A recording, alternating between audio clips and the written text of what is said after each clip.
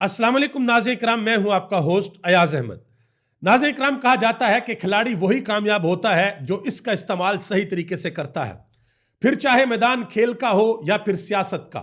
इमरान खान ने एक बहुत जोरदार और जबरदस्त किस्म का झटका दिया इस हुकूमत को। एक तीर के साथ दो शिकार इमरान खान ने किए हैं। हुकूमत ने पूरी तैयारी की हुई थी कि पाकिस्तान तहरीक इंसाफ की मुज़ाकराती कमेटी आएगी और वो कागज के ऊपर लिख कर देगी कि हमारे दो मुतालबात हैं। पहला मुतालबा यह है कि तमाम लोगों को रिहा किया जाए और टॉप के ऊपर इमरान खान का नाम होगा, और दूसरा मुतालबा यह होगा कि 9 मई और 26 नवंबर के ऊपर एक जुडिशल कमीशन बना दिया जाए। पूरी तैयारी हुकूमत की थी कि जैसे ही ये दो मुतालबात लिख कर हुकूमत के पास आएंगे, हुकूमत उस कागज को पकड़ेगी और लहरा लहरा कर बताएगी कि ये देखो, इमरान खान हमसे एनआरओ मांग रहा है। इमरान खान की जमात यह कह रही है कि हमें रिहा कर दो और इमरान खान की रिहाई मांगी जा रही है। जब ये बातें शुरू हुई तो इमरान खान अडयाला जेल के अंदर इनकी सारी की सारी प्लानिंग को भांप गया और उसने एक बहुत बड़ा फैसला किया। वो फैसला सख्त जरूर था, मुश्किल जरूर था, लेकिन इमरान खान ये फैसला कर गुजरा। इमरान खान ने अब तमाम मुतालबात से पीछे हट गया इमरान खान, और सिर्फ एक मुतालबा रखा है। इमरान खान अब ये नहीं कह रहा कि जो 8 फरवरी को इलेक्शन चोरी किया गया उसके ऊपर तहकीकात करवाएं। इमरान खान यह भी नहीं कह रहा कि मेरा लूटा हुआ मैंडेट मुझे वापस करो। इमरान खान यह भी नहीं कह रहा कि मुझे आज़ादी दो, मुझे अडयाला जेल से बाहर निकालो। इमरान खान यह भी नहीं कह रहा कि मेरे लोगों को रिहा करो। अब इमरान खान ने सिर्फ एक मुतालबा सामने रखा है और उस मुतालबे के साथ हुकूमत को घुटनों के ऊपर इमरान खान ले आएगा। यह आप आने वाले दिनों में देखेंगे। इमरान खान ने कहा कि मुझे कुछ नहीं चाहिए, सिर्फ एक चीज चाहिए, और वो चीज ये है कि 9 मई और 26 नवंबर इन दोनों दिनों में जो कुछ हुआ इसके ऊपर आप जुडिशल कमीशन बना दे। वो जुडिशल कमीशन आजादाना तहकीकात करेगा और बताएगा कि कौन कसूरवार है, असल सच और असल हकीकत क्या है। तो हुकूमत के पास वो जो सोचा हुआ था हुकूमत ने कि हम बयानियां बनाएंगे कि इमरान खान अपनी रिहाई मांग रहा है, इमरान खान ने उस बयानिए को तहस नहस कर दिया है। कह लें कि वो चीर फाड़ के इमरान खान ने रद्दी की टोकरी के अंदर फेंक दिया है। अब अगर इस हुकूमत इसके ऊपर जुडिशल कमीशन बनाती है फिर भी फंसती है, और अगर नहीं बनाती तो फिर भी फंसती है। अगली इंतहाई अहम खबर है अमेरिका से। अमेरिका के अंदर डोनाल्ड ट्रंप को सजा सुनाई जानी थी और हैरानकुन तौर पर जुर्म साबित होने के बावजूद डोनाल्ड ट्रंप सजा से बच गए हैं। 20 जनवरी को वो हलफ उठाने के लिए जा रहे हैं। पाकिस्तान के अंदर बहुत से लोगों ने यह सोचा था कि भाई अब ट्रंप नहीं बचेगा, चाहे इसने इलेक्शन के अंदर अपनी एस्टेब्लिशमेंट को शिकस्त दे ली थी, लेकिन अदालत से इसको जरूर सजा होगी और डोनाल्ड ट्रंप जेल के अंदर जाएगा। मैं एक मिसाल भी आपके सामने रख देता हूं। ये एक पाकिस्तान के साफी हैं उमर चीमा साहब।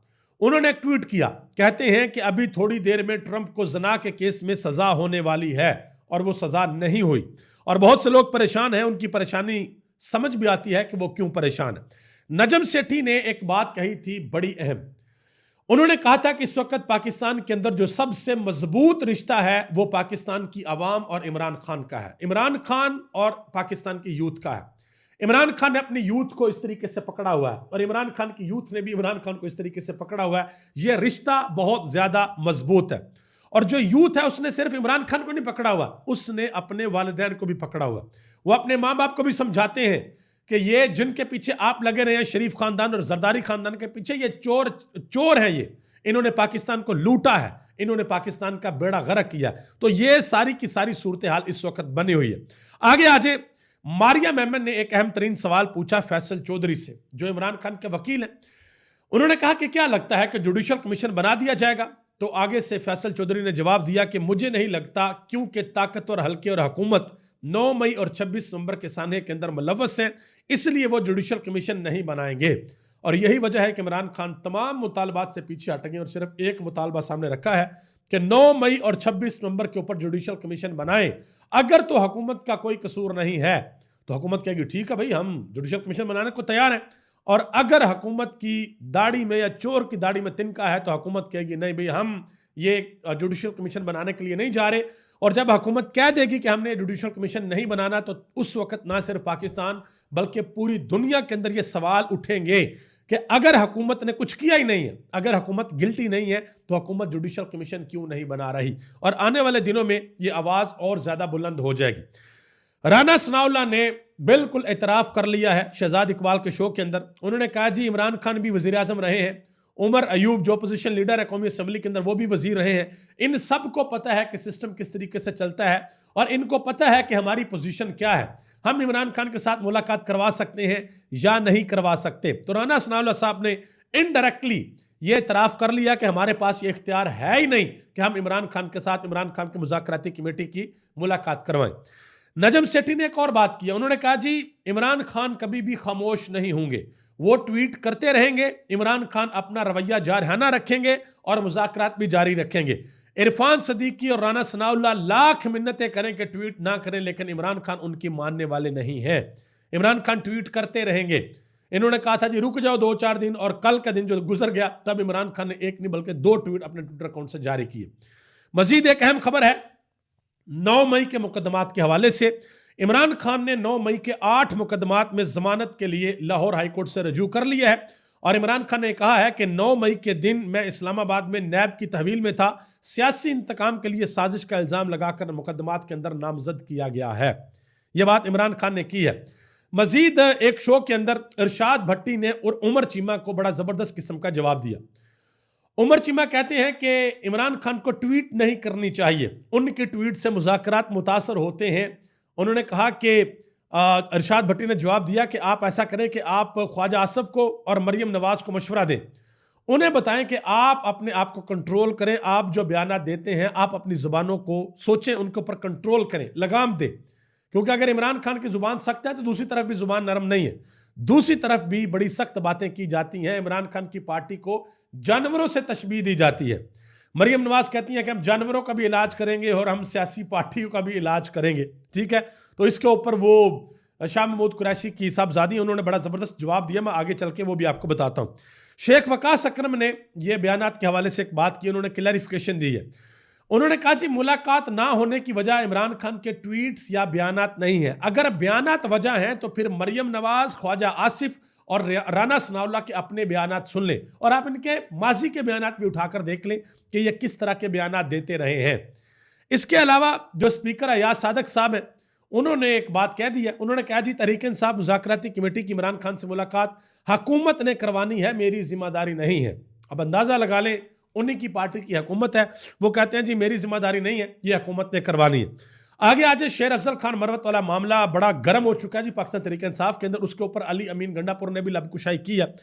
उन्होंने कहा जी शेर अफजल खान मरवत ने पार्टी के लिए बहुत कुर्बानियां दी हैं, बाज़ औक़ात इंसान क्रीज से बाहर निकल कर खेल लेता है, कुर्बानी को भूल कर हम पीछे पड़ जाते हैं। मैंने आज उससे मुलाकात की है और उसको समझाया है कि आप ऐसी बातें ना करें। ये अली अमीन गंडापुर ने बात की है। मजीद उन्होंने कहा कि इमरान खान को बनीगाला मुंतकिल करने की डिस्कशन हुई थी, ऑफर नहीं थी।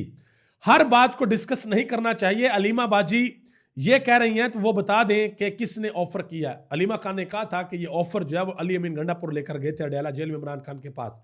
तो अली अमीन गंडापुर कह रहे हैं जी मैं ऑफर नहीं लेके गया था, मैंने बात जरूर की थी, डिस्कस किया था, ऑफर मैंने नहीं की थी। और अगर अलीमा बाजी कह रही हैं तो वो बता दें कि ऑफर किसने की थी। ये उन्होंने अलीमा खान के सामने एक सवाल रख दिया। मजीद उन्होंने कहा कि मैं ये दोबारा बता रहा हूँ, जो लोग एतराज़ करते हैं मेरी बात के ऊपर, मैं अपनी बात के ऊपर कायम हूँ कि अब की बार जब हम एहतजाज कर लिए कि निकलेंगे तो पूरी तैयारी के साथ निकलेंगे। उन्होंने कहा जी मैंने वो गॉड फादर मूवी भी देख रखी है और बार बार देखी हुई है, तो अब हम जो है वो अपनी हिफाजत करेंगे। ये अली अमीन गंडापुर ने बात की है। आगे आजे एंकर इमरान रियाज खान ने एक बहुत बड़ा इंकशाफ कर दिया है शेर अफजल खान मरवत के हवाले से। उन्होंने कहा जी शेर अफजल खान मरवत ने मेरी जब उनसे बात हुई कॉल के ऊपर तो उन्होंने मुझे कहा था कि इमरान रियाज खान आप मेरे लिए लॉबिंग करें, मैं अपोजिशन लीडर बनना चाहता हूं और मैं अगर अपोजिशन लीडर बन गया तो मैं बड़ा दबंग आदमी हूं, मैं किसी को नहीं छोड़ूंगा और मैं ऐसी की तैसी फेर कर रख दूंगा। ये इमरान रियाज खान ने अपने व्लॉग के अंदर बात बताई है। मजीद उन्होंने ये भी बताया, उन्होंने कहा कि अली अमीन गंडापुर अपनी निजी महफिलों के अंदर ये बताते हैं कि शेर अफजल खान मरवत को एस्टेब्लिशमेंट ने लॉन्च किया। वो बताते हैं कि जिस वक्त हम सब के ऊपर पाकिस्तान की जमीन तंग थी, हम बाहर नहीं निकल सकते थे, उस वक्त सिर्फ एक बंदे को फ्री हैंड दिया गया कि जाओ जो दिल करता करो, और उस बंदे का नाम था शेर अफजल खान मरवत। और उस वक्त जो भी शेर अफजल खान मरवत ने किया था, पाकिस्तान तरीके इंसाफ के कारकुनान आज भी उनकी उस काविश को जरूर इज्जत की निगाह से देखते हैं। लेकिन जब शेर अफजल खान मरवत ये कहते हैं कि इमरान खान का ट्विटर अकाउंट पाकिस्तान आना चाहिए, इमरान खान का ट्विटर अकाउंट की वजह से मसले हैं, तो इसके बाद फिर पाकिस्तान तहरीक इंसाफ का कारकुन शेर अफजल खान मरवत के साथ खड़ा नहीं होता। मैं एक मिसाल आपके सामने रखता हूं। ये एक साहब हैं अरसलान बलोच, पाकिस्तान तहरीक इंसाफ के बड़े मुतहर्रक कारकुन हैं, ओवरसीज पाकिस्तानी हैं। उन्होंने अपने ट्विटर अकाउंट के ऊपर एक सर्वे करवाया। उन्होंने कहा जी सलमान अकरम राजा को आप सब सपोर्ट करते हैं या शेर अफजल मरवत को, पोल को लाजमी शेयर और वोट करें। तो इस पोल में 95% लोगों ने कहा जी हम सलमान अकरम राजा को सपोर्ट करते हैं, और 5% लोगों ने कहा जी हम शेर अफजल खान मरवत को सपोर्ट करते हैं, और 17,898 लोगों ने, जो कि ज्यादातर पाकिस्तान तहरीक इंसाफ के सपोर्टर हैं सोशल मीडिया के ऊपर, उन्होंने इस पर वोट दिया। यानी कि इस सर्वे के अंदर उन्होंने शिरकत की, पार्टिसिपेट किया। तो आप अंदाजा लगा लें कि सलमान अकरम राजा 95% के ऊपर है और शेर अफजल खान मरवत सिर्फ 5% के ऊपर है।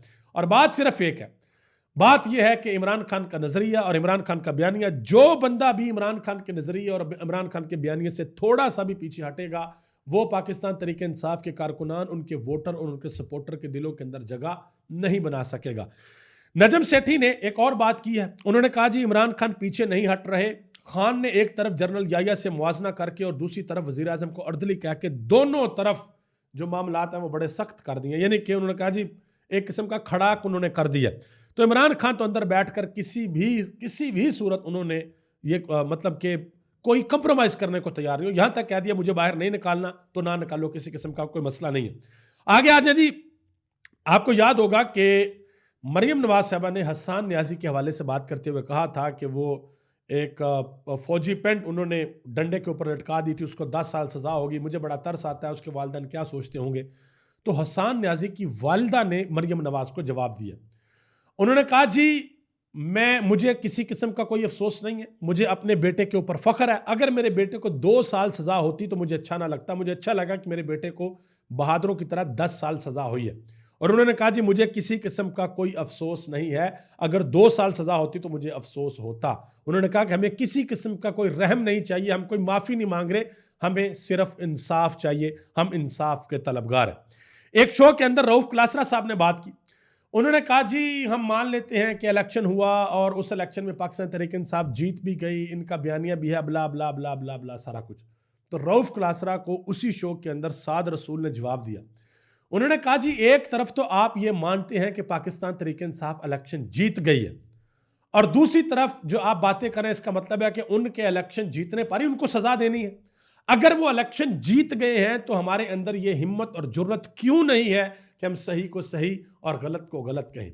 ये पाकिस्तान के बड़े बड़े दानश्वर हैं जिन्होंने अंदाजा लगाया था कि नहीं नहीं ये 30-32 सीटें हैं, ये निकलेंगी, उसके बाद खली बल्ली तहरीक इंसाफ जो है वो टूट फूट का शिकार हो जाएगी और इधर उधर चले जाएगी, अंदर से कोई एक ग्रुप भी बन जाएगा, फॉरवर्ड ब्लॉक बन जाएगा। लेकिन तमाम तर लोगों की जितनी भी पेशेनगोइयां थी वो सारी की सारी गलत साबित हुई, और आज भी तहरीक इंसाफ की जमात पाकिस्तान की सबसे बड़ी जमात के तौर पर ऐवान के अंदर मौजूद है। मजीद मरियम नवाज साहबा ने एक जगह पे तकरीर की और उन्होंने कहा कि हम जानवरों का इलाज करेंगे और पाकिस्तान की सियासी जमातों का भी इलाज करेंगे। तो उन्होंने शाह महमूद कुरैशी की साहबजादी है मेहर बानो कुरैशी, उन्होंने जवाब दिया मरियम नवाज को। उन्होंने कहा जी मरियम नवाज के पास जानवरों का इलाज तो है, लेकिन यह भी बता दें कि क्या प्लेटलेट्स गिरने का भी इनके पास होगा, इलाज होगा कि अगर किसी के प्लेटलेट्स गिर जाएं तो क्या उसका इलाज भी ये कर सकेंगे या नहीं कर सकेंगे। मैं अक्सर ये बात गोश गुजार करता हूं कि पाकिस्तान मुस्लिम लीग नून को उस दिन बहुत बड़ी इखलाकी फतह होगी जिस दिन ये ऐलान करेंगे कि भाई आज के बाद हमारे खानदान से कोई बंदा बाहर इलाज के लिए नहीं जाएगा।